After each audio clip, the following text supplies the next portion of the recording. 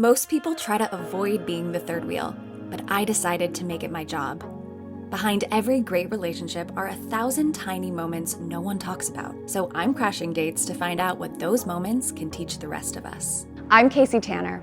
I've spent my career teaching partners how to love each other better. But on this show, our partners are the experts. In each episode, I'll invite real partners into the third wheel loft, tag along for a few intimate moments, and uncover lessons the rest of us can bring back into our own love lives. Are you ready to third wheel?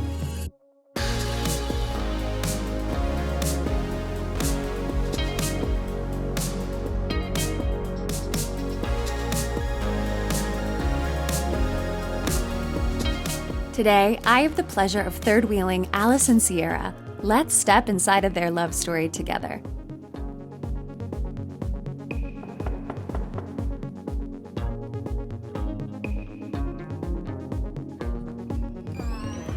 Hello!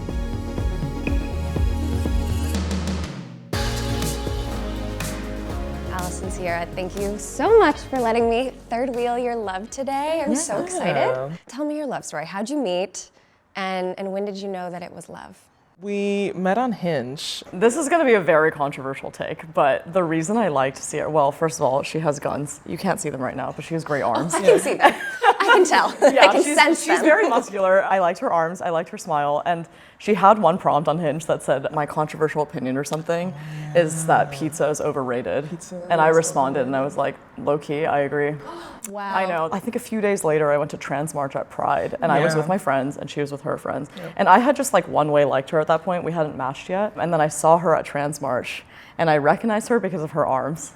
And I like grabbed my friends and I was like, I totally like that girl on Hinge 2 days ago, but she doesn't know who I am, so I'm not gonna go say hi to her. No contact happened at that point, but then she matched with me a couple days later. I remember like waffling over it because I thought she was really cute, but she's quite verbose, and so she had like really big paragraphs of text. I'm a yapper. And I didn't know how I felt about that. 3 paragraphs? It was more than 3. It was a lot, and I was like, I don't know how I feel about that, but let's just try. What made you push through it? She was really cute. Yeah, And I she mean, was a that can do a dancer. lot. I think I saw that, she was a dancer from the profile, and I do love dancers, and so I was like, you know what, let's just see. She wanted to meet up with me very quickly, like straight off the bat, like barely 3 sentences in. From my perspective, I need to figure out like a vibe in person. It's 2-dimensional. You can gather some information, but I read a lot from body language, and so I was like, you know what, let's just meet up right now, and then I'll know. Right. I'll know like, within 10 minutes. Is that how it went? 10 minutes in?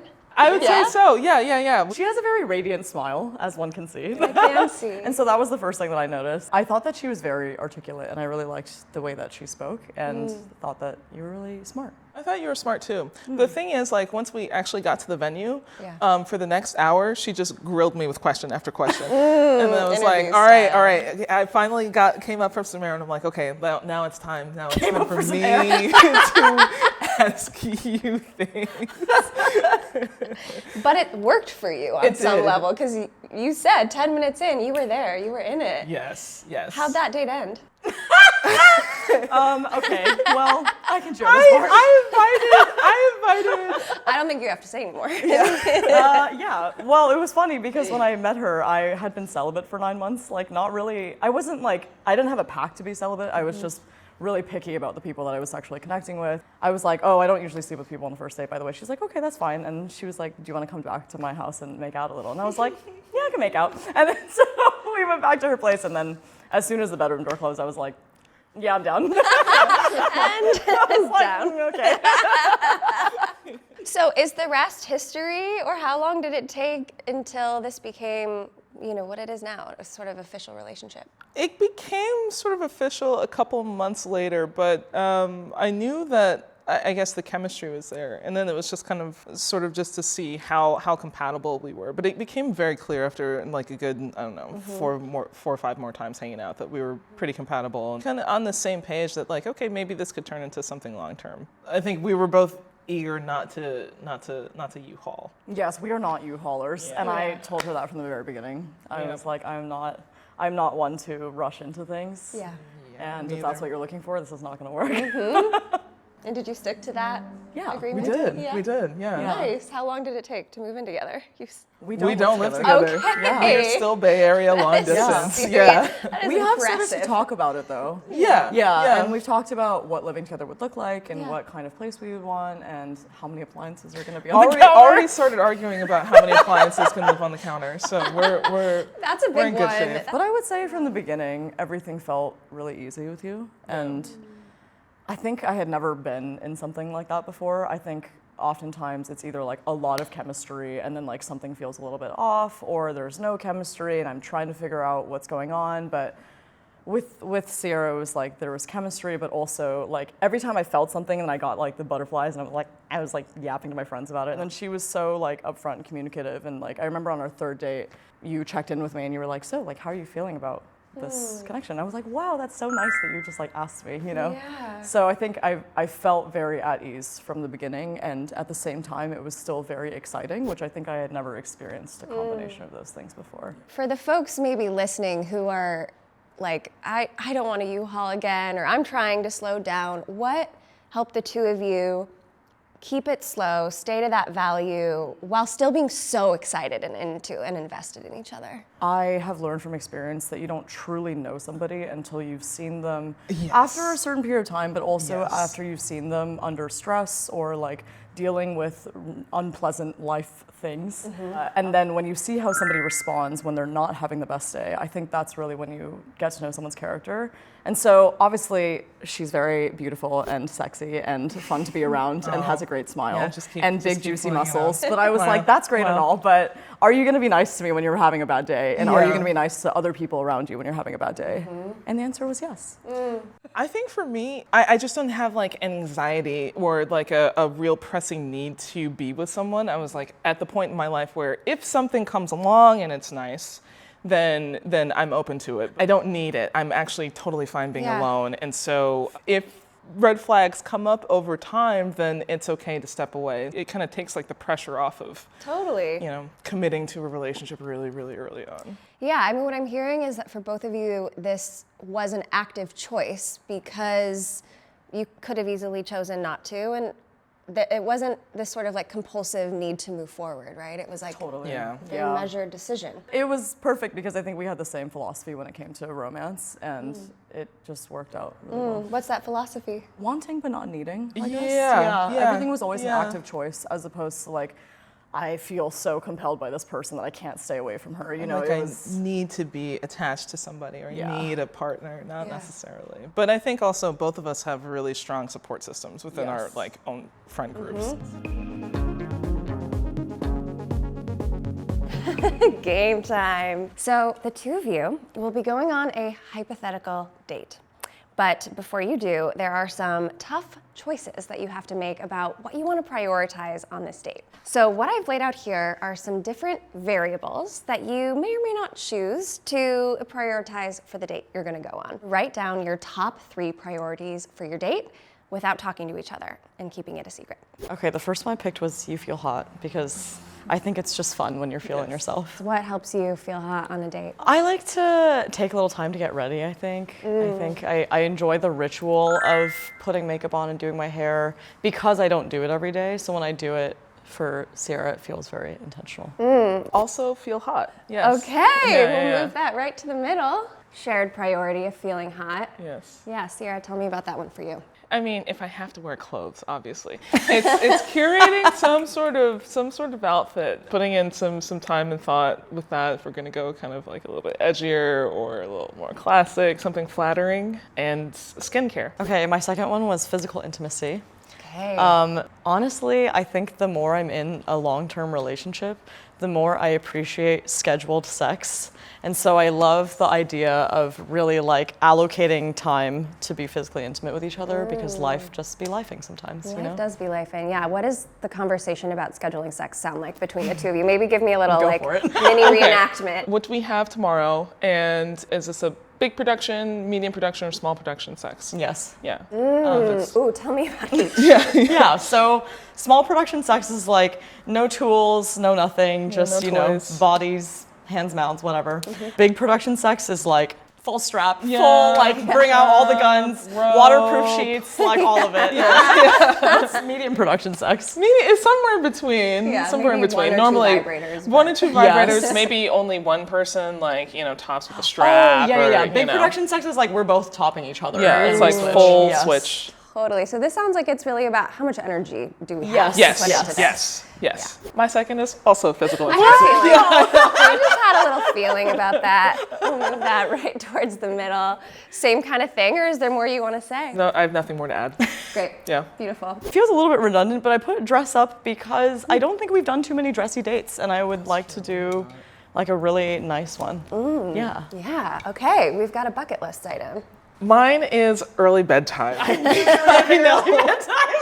Because if we can do feel hot physical intimacy, aka big production sex, and also be asleep before 10:30 p.m., that is just like prime. Yeah. What do I you just think? turned 30. So, So priorities are changing. Yes, Yeah. yes. Do you feel like you can tackle all 4 of these in the same date, or are these different dates? Totally. No, definitely. Yeah. We've done that. We've done all this. in the same- Dress up, 5:30 dinner time. Yes, Home by 6. 7:30. Yes. Big production good sex big until production. 9:30, asleep by 10. Yes. Easy. Yeah. I love the agenda, the call sheet. We've probably done that exact thing before. Yeah. Is this something that y'all can commit to planning in the near future? Does it feel doable? Most definitely. Yeah. We're so in sync. I love it. Yeah, no, truly. Before we were rolling, you started to tell a story about a car ride. I wonder if I can hear the full thing. Yeah, so there's electronic music festival, and we were driving back to the South Bay, And we weren't saying anything. We were just listening to music. just listening to music the whole time. It was an interesting, I guess, maybe culmination of the build-up to our relationship at that point, and it felt like an inflection point. At the end of that car ride, I was like, hey, I think I'm gonna fall in love with you. And then when we got to my house, we were getting our stuff out of the trunk, and then she was like, yeah, I'm definitely gonna fall in love with you. And I was like, is that so? Hearing you say that, like totally independently of me prompting anything, was a really nice surprise. Oh, it gives me butterflies. So sweet.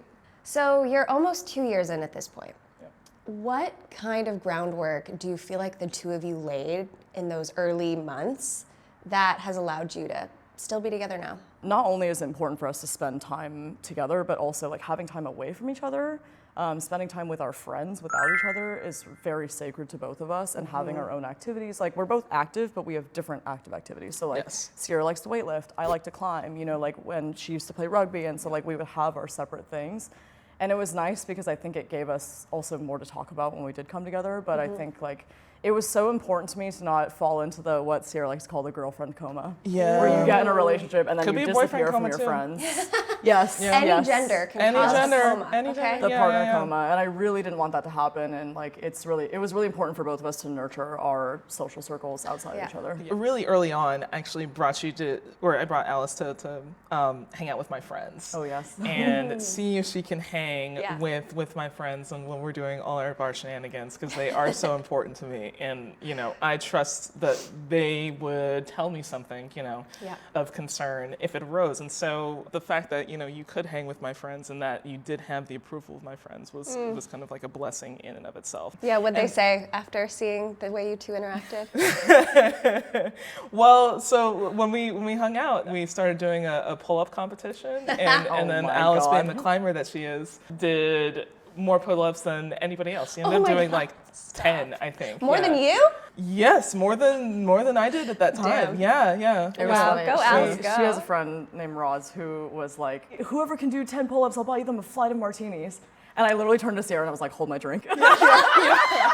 That had to be so hot for It was you. great. It was great. It was great. It was fun. All the pride. But I think what that allowed is still being able to foster my relationships individually, but then also with Alice around. You should kind of just like slot it in as opposed to taking over or shadowing, which can happen sometimes with partners. So Then when Sierra met my friends too, we both realized like we fit into each other's friend groups really well.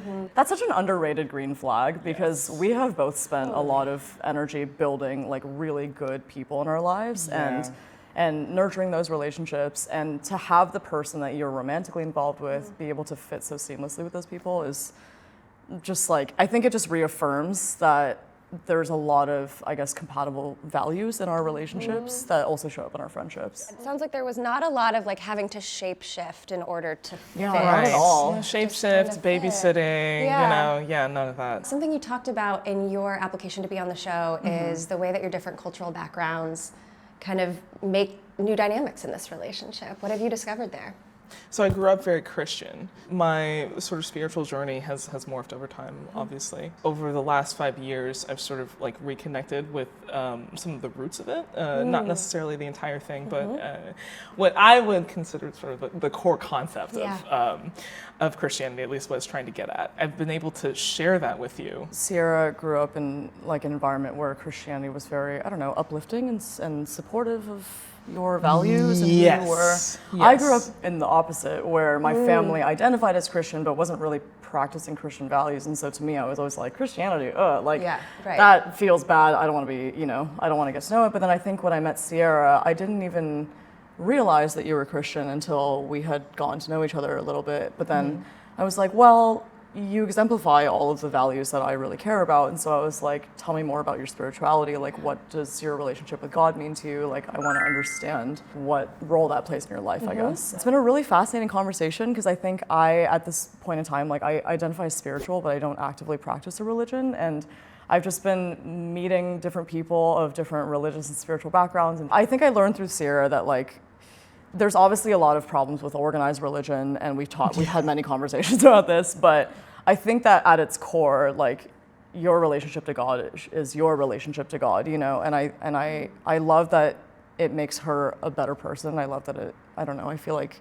it grounds you, and I think I've gained a new appreciation for Christianity and religion and spirituality that I wasn't previously open to. Yeah. Right. It sounds like growing up you were very up close to sort of the hypocrisy that can exist in religion, but for you there's community, there's connection, and you can feel that from her. Yeah. What about your cultural experiences? What do you feel like you brought into this relationship? We have very different family backgrounds. Yes.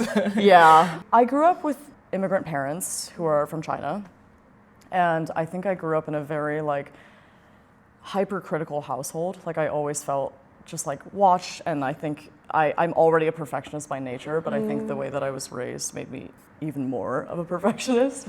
But I think the difference between when I was a kid and versus now is, like, when I was a child, I felt like I had to be a perfectionist for the sake of other people. And I think that bred a very like self-critical mentality. And so when I met Sierra, she was homeschooled growing up, and her parents are amazing. The way that your family raised you was very supportive of your empowerment, I guess. Yes. And that has really shown itself in the way that she just moves about the world. Coming from the childhood that I had and like integrating into like who Sierra is, it just made me realize, like, wow, like, I really don't have to like speak to myself this way in my mind. Like, I really, I There's think it's another just way been- to do this. Yeah, there's another way to do this, exactly. Now I'm gonna cry. Gather myself. Well, you're not the first person on the show who has spoken to the gifts of the sort of like secure attachment of their partner to their family. It's amazing what the security of one partner can do to the entire relationship. And so I think I'm just imagining what it must feel like to like have it modeled for you being more gentle with yourself, and how much more powerful like watching and living alongside that can be than a therapist even just saying to you like, be nicer to yourself, right? You have this living example with you. I think I'm just touched by what love can do and what your love is doing for both of you, and now I'm gonna cry again. No, I really feel like this is the first relationship I've been in where I genuinely understand what people mean when they say like, having a healthy partner can help heal attachment wounds. She was so supportive of every emotional reaction I had to anything in my life, and the way that she speaks to herself and treats herself and is gentle with herself and pushes herself when it's appropriate. This is our situation wheel. And on it, I have written a number of scenarios that partners often find themselves in. So each of you is gonna take turns spinning it and just letting us know what would come up for you in this situation and how would you handle it. Your partner wants to leave the party early, but you want to stay, and you left early the last time. This has actually happened before. Yeah. Oh, yeah. Honestly, I would simply stay, and you would simply leave. Yep. Yeah, you don't have to leave at the same time. Yeah. I think in the past I would have felt obligated to stay with my partner, whatever they wanted to do, and it would be a battle of who wanted to do what. But I think now I'm like, if you want to go home, you go home. I'll see you later. Yeah, that's that independence you were talking about earlier. Yeah. Huh? You haven't had sex in 4 months, and you haven't acknowledged it. I think physical intimacy is just such like an important part of our relationship. And if we haven't had sex for 4 months and hadn't talked about it, then that means that there's a big rift. Probably be some other indications of some other problems, but yeah, definitely resentment. Sounds like you haven't quite been in this situation, but if there has ever been any kind of a lull, how do you talk about it with each other? Because this has happened a couple times. Yeah, we're like, hey, we haven't had sex in a while, and that's, kind of because of menstrual cycles, it's because of, travel schedules, etc. But then that would be the time where we would probably schedule a big production sex. Yeah. It's time for that big production. Yes. Yeah. Your partner's parent introduces you to someone as their friend, and your partner doesn't correct them. I think we have a pretty good understanding when it comes to family dynamics because your family is very Christian, my family is very homophobic, and that actually wouldn't really upset me because I think like if it was like your grandmother, for example, I would understand. But I think, I don't know, this maybe is like a developing conversation because I don't know if we were like about to get married or something, then maybe that's something that we would have to talk about in the context of our families. Tell me more about sort of the conversation that you have with yourself that makes you feel like I could understand that. Like that wouldn't be a huge deal. One of my biggest concerns is that because my parents are really homophobic, even though I've been out to them for like 10 years, I'm always worried about bringing my partner into a situation where my family is not very welcoming to them. And so if I were to be that partner in someone else's family, I have a very deep understanding of why that is, and so I would not take it personally, I think. Mm-hmm. Yeah. It's like you understand there's probably a history there. Yes. And that there's dynamics that are actually not really about you necessarily. Yeah, exactly. Right? It's more about the family's understanding of sexuality than it is about me. Yeah. Yeah. You tell your partner that they've hurt you, but then they start to cry. I'd just have like a lot of internal, A little bit of a battle going on in there. very much a battle going on because like if I've been hurt when I've been hurt or when I feel sort of disrespected in some way, I feel a lot of aggression. And over the years, I've learned how to communicate that in a constructive way. If I told somebody that and then they started crying, then the attention is diverted to them instead of me. And so I think I feel some type of way about that. Ultimately, if we can come to some sort of like agreement or resolution or mutual understanding, because a feeling isn't necessarily corresponding to an action. So The crying is the feeling, but if they then decided like we're not talking about you anymore, let's talk about me, that's the action. Yes, Yes. that's the action, yes. And those two things are not necessarily the same. Yeah, They I can like be, that but distinction. yeah. What might you say to Alice if something like this happened? What are you feeling right now? I think probably starting with that. Yeah, a What are you feeling? question, Yeah. a curiosity, Yeah. not assuming what she's trying to do to Exactly. the conversation in that moment. You wrote your application when you were 9 months into the relationship. Now you're almost 2 years in. And in the application, Alice, you said we've never had any conflict. I wonder how you would talk about conflict another year later. What gets sticky between the two of you? Besides the imaginary appliances on the counter. The only recurring fight we've had is about how many appliances are allowed on the counter. Genuinely, like we really haven't had any deep conflict, which on one level does scare me because part of me is like, I don't know, like, is this all just gonna implode? But I also think that's just like my catastrophizing brain that's used to things imploding in past relationships. I think we have had conflicts, but I think that we've been able to deal with it really quickly. Yes.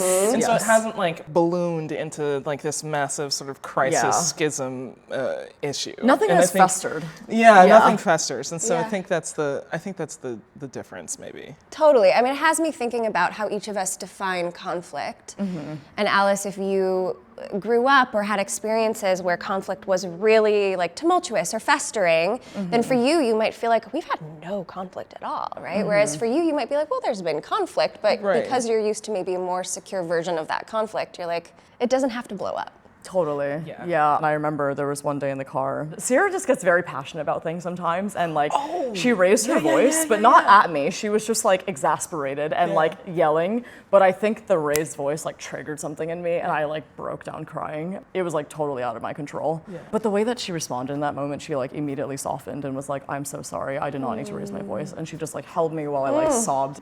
I'm getting a little bit emotional. It was really wild to have such a tender emotional moment and have a partner just like immediately be there for me.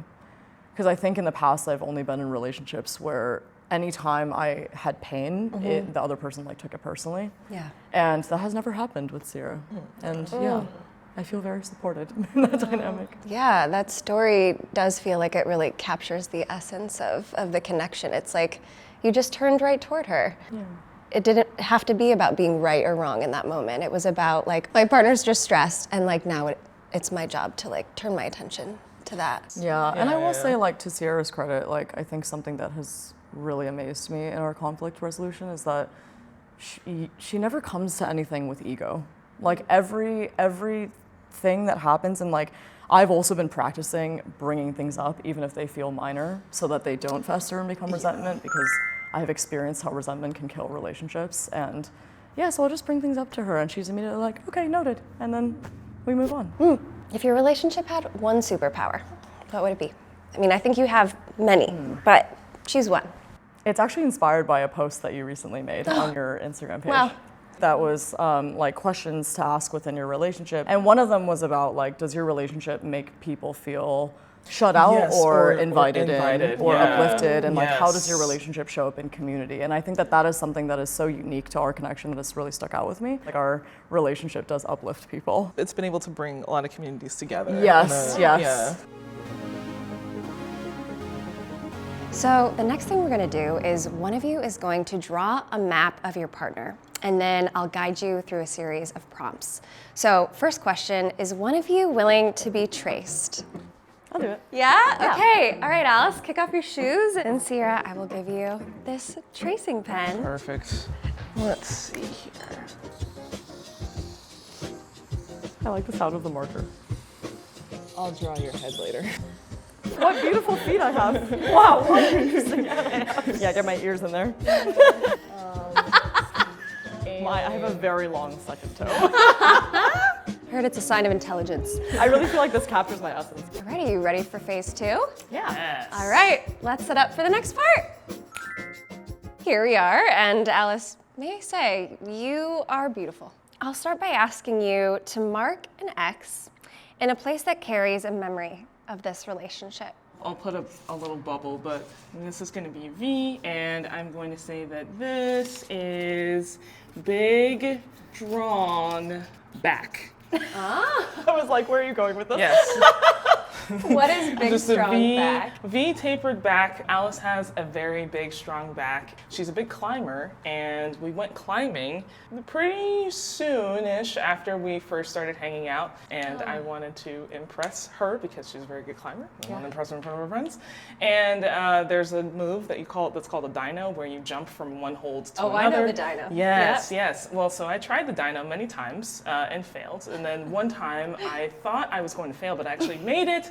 And I tore my labrum in my shoulder. So, yeah, big memory. Draw a heart by a place that helps you feel connected to Alice.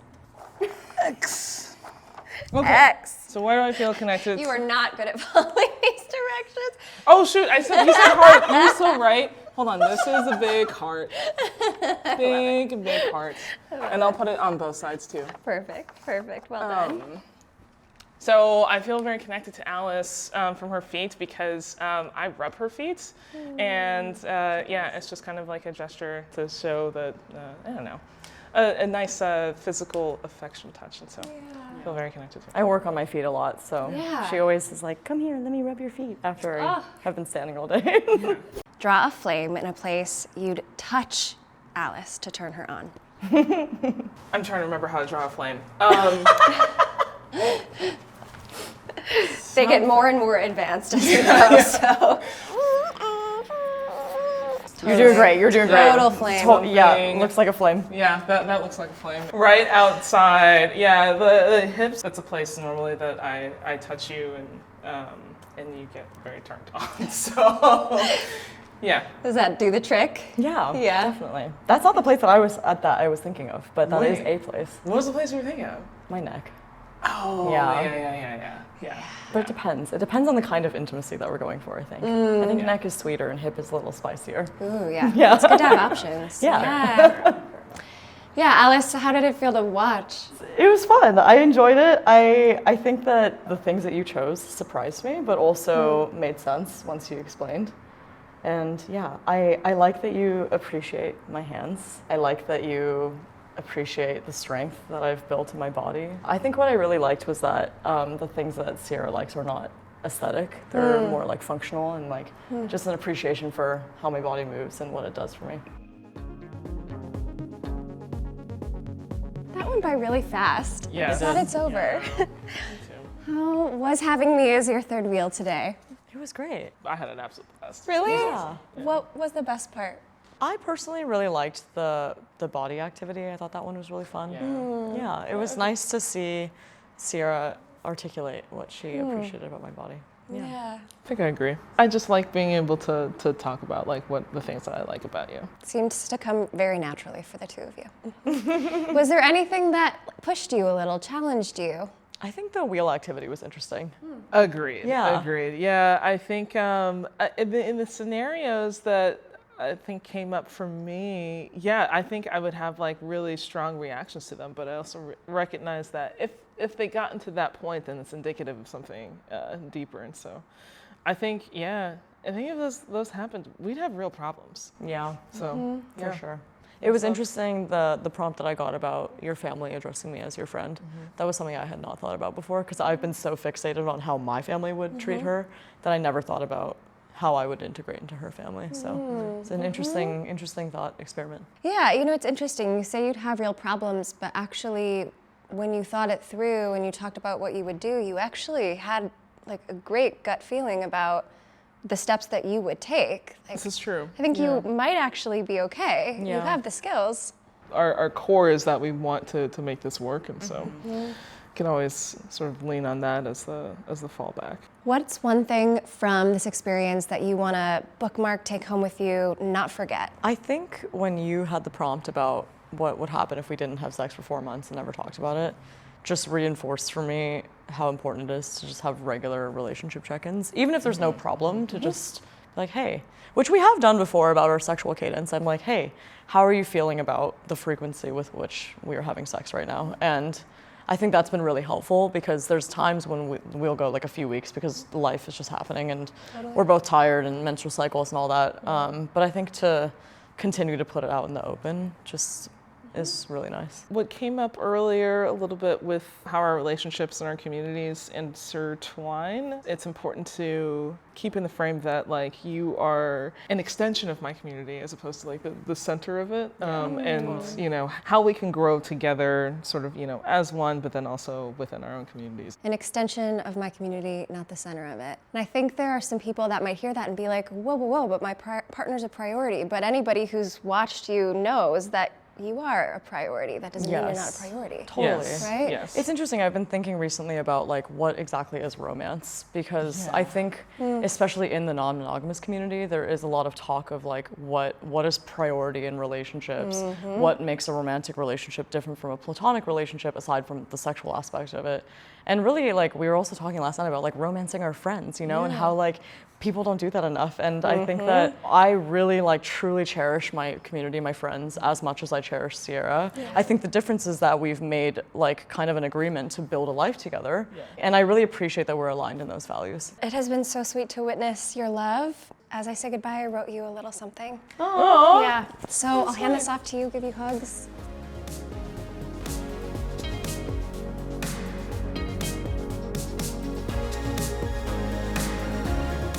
Dear Alice and Sierra, Third wheeling with you has reminded me of the magic that can happen when partners come together with strong senses of self, a commitment to maintaining their passions, and a desire to keep loving their communities through the relationship.